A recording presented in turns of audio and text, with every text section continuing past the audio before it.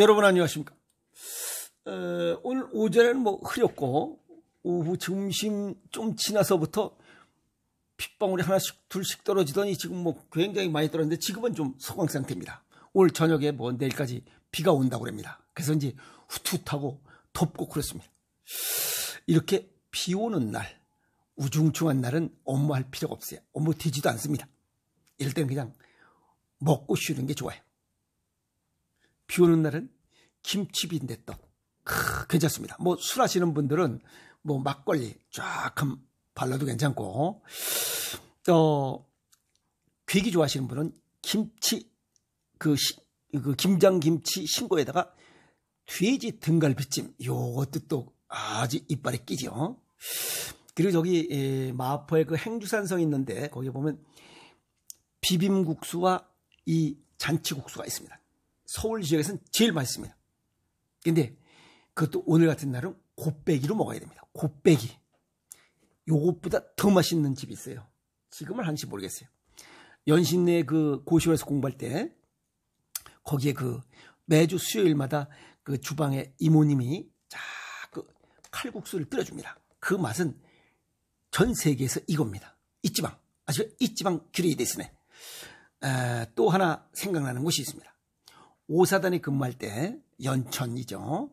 오사단 근무할 때 그 병사들이 추사병들이 끓여주는데 김장김치도 좀 들어갔고, 그 다음에 돼지고기도 조금 들어갔고, 그 다음에 콩나물이 들어갔어요. 근데 그 매콤하고 칼칼하고 아주 얼큰하고 시원해.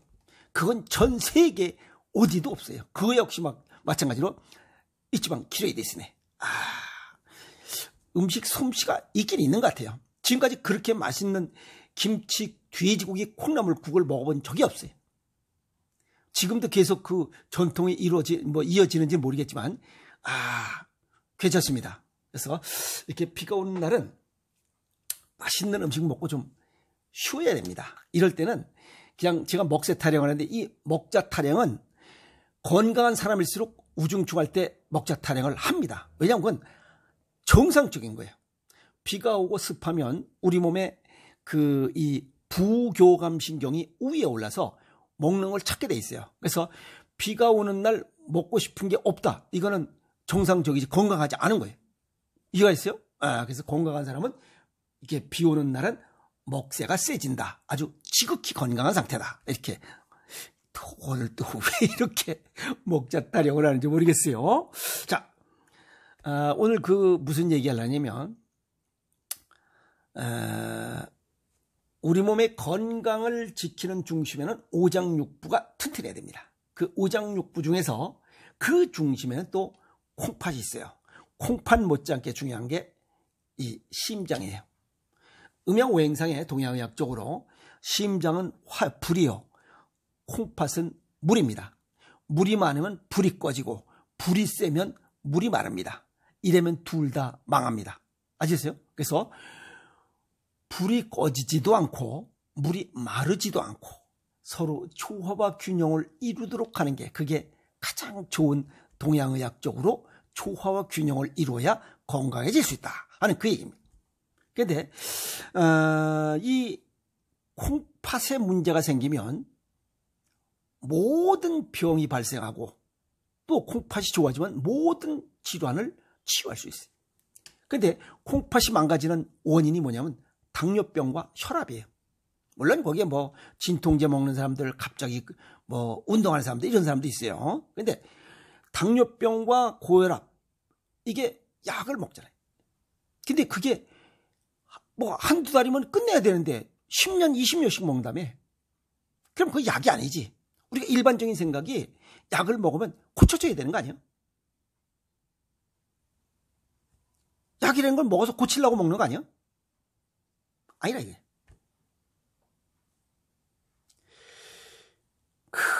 당뇨병이 만성 콩팥병을 부른다. 당뇨병이 콩팥을 이 사구체 이 고기를 염증을 내서 이것이 계속 진행되다 보면 만성 콩팥병을 부른다. 만성 콩팥병은 하나는 투석이요, 하나는 이 콩팥 이식하는 거고, 그것도 안 되면 죽어버리는 거고, 이 세 가지 방법밖에 없어요. 그러면 왜 달콤한 걸 줄이고 당뇨병을 줄이고 혈압을 줄이다 하는 이유, 몸속에 염증이 발생하기 때문에.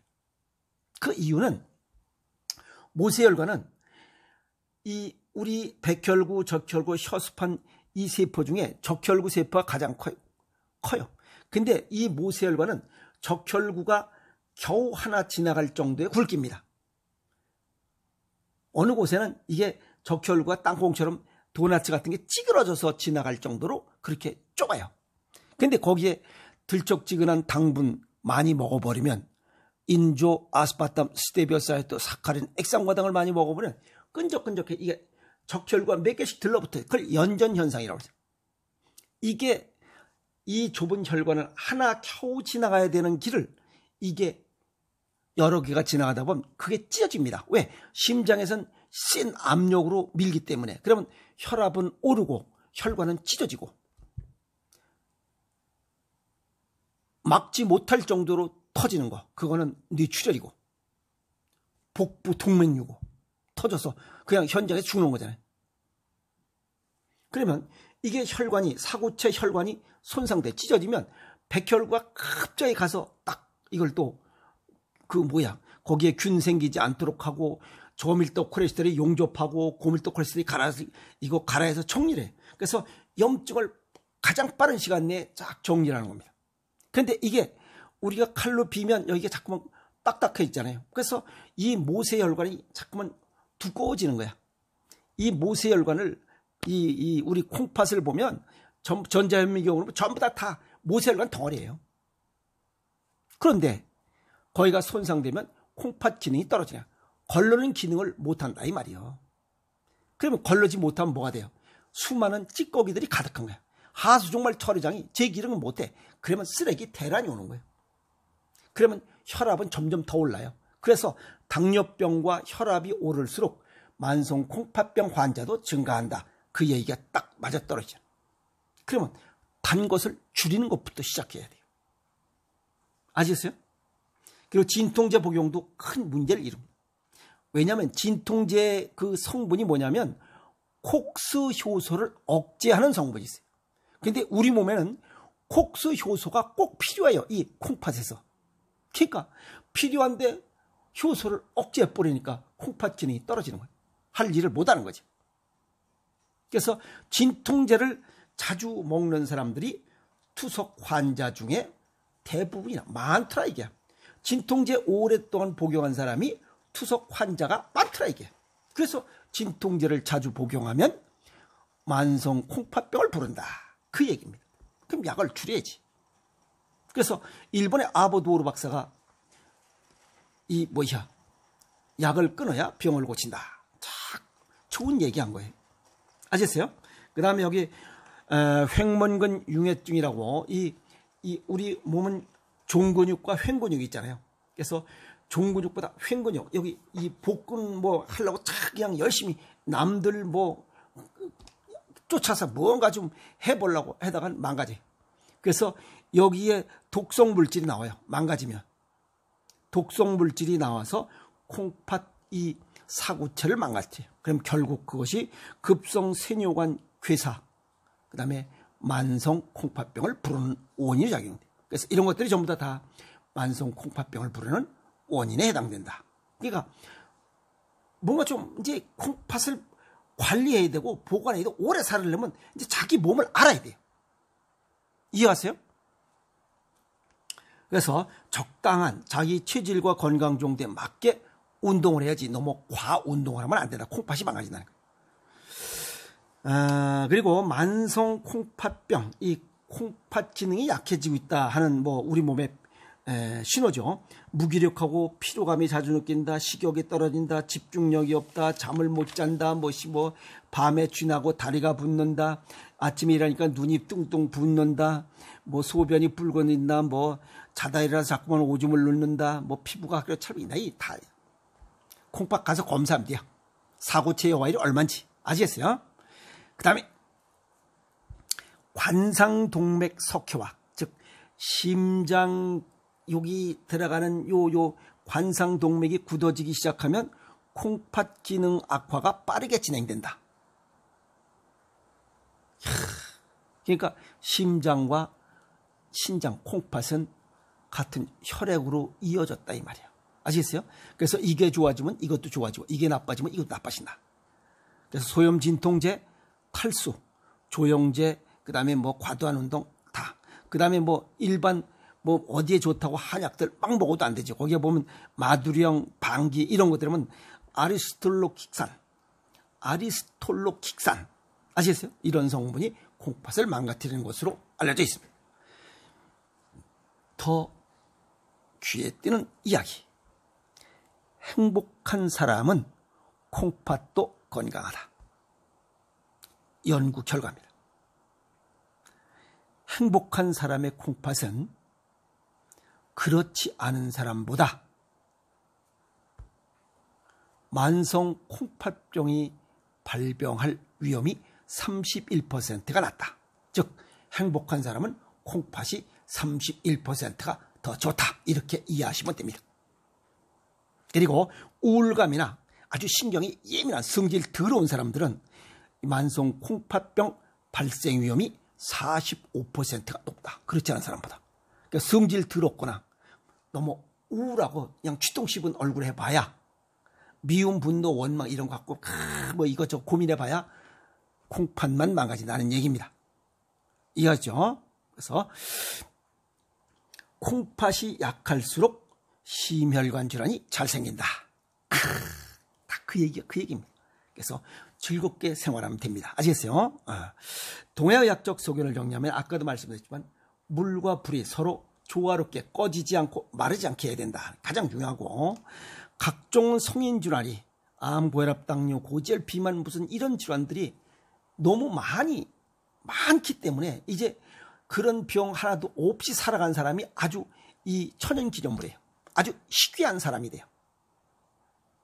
에이? 나는 자연이다의 어떤 사람이 그 한 얘기를 제가 쫙 들었어요. 병들어, 그 사람 아파본 다음에 치유한 사람. 병들어 아파본 뒤에 건강의 소중함을 알게 되니 마음이 아프다. 또 속담에 그런 얘기 있어요. 건강을 잃고 나서 건강의 소중함을 아는 것은 어리석다라는 그런 속담도 있어요. 딱 그 같은 얘기입니다. 그러니까 건강을 건강할 때 지키라는 거예요. 근데 몰라서 못하는 게 아니에요. 실천하지 않아서 그래요. 지금부터라도 자신의 10년 후의 모습을 한번 그려봐야 됩니다. 그래서 지금까지의 의학의 변화는 치료의학에 중점을 뒀어요. 그런데 안 되더라 이게야. 미국의 상원의원 영양문제특별위원회에서 매꺼번 리포트가 나왔다 그랬잖아요. 잘못된 식생활이 성인병을 부른다. 이게 교과서처럼 공부시켜야 돼요. 아시겠어요? 그래서 이제는 치료의학이 아니라 예방의학에 중점을 둬야 되고 더 나아가서는 건설의학, 자기 건강을 자기가 설계해야 돼요. 그래서 예방의학과 설계의학에 중점을 두고 살아가야 돼. 그런데 예방의학과 설계의학에 중점을 두려면 음식을 모르고는 안 됩니다. 왜? 피를 만들 수 있는 유일한 이런 존재가 음식이기 때문에 그래요. 음식 아니면 건강을 지킬 수가 없어요. 그래서 치료의학으로는 안 돼요. 그래서 음식으로 못 고치는 병, 약으로 못 고친다라고 히포크라테스가 얘기한 그 속뜻을 알아요. 이해했죠? 그래서 음식이 가장 중요합니다. 건강을 지키는데. 치료하는 데도 그렇고 치유하는 데도 그렇고 예방하는 데도 그렇고. 그래서 음식이 삶에서 건강을 지킬 때 가장 중요하다고 인식하지 못하면 건강은 지킬 수가 없습니다. 질병을 예방하고 건강한 삶을 위한다면 음식의 소중함을 알아야 돼요. 그리고 예방의학과 건설의학이 효과를 보고, 아시겠어요? 효과를 보고 이 사람들이 건강하게 살아갈 수 있으려면 이 음식에 눈을 떠야 되는데 음식에 눈을 못 뜨는 거예요. 전부 다 어디에? 치료에 중점을 둔 치료의학, 의사에게 전부 다 맡기기 때문에 그래요. 치료의 주체는 내 스스로가 돼야 돼요. 정부도 마찬가지고. 정부, 의료인, 그 다음에 일반인이 전부 다 한뜻이 돼서 음식의 소중함을 알 때 예방의학과 건설의학은 성공할 수 있어요. 그래서 일부 저 같은 이런 일반인들이 스스로 예방의학과 건설의학에 중점을 두고 눈을 뜨고 살아가는 사람들, 이 사람들이 앞으로의 건강을 지키고 멋있고 즐겁게 살아갈 수 있는 사람들이, 그 사람들은 아픔을 예방하고 스스로 치유하면서 살아갈 수 있는 능력을 갖추고 있기 때문에 그래요. 건강한 삶을 위해서는 예방의학과 이 건설의학에 눈을 떠야 된다. 그러려면 음식에 눈을 떠야 된다. 아시겠습니까? 여러분 고맙습니다.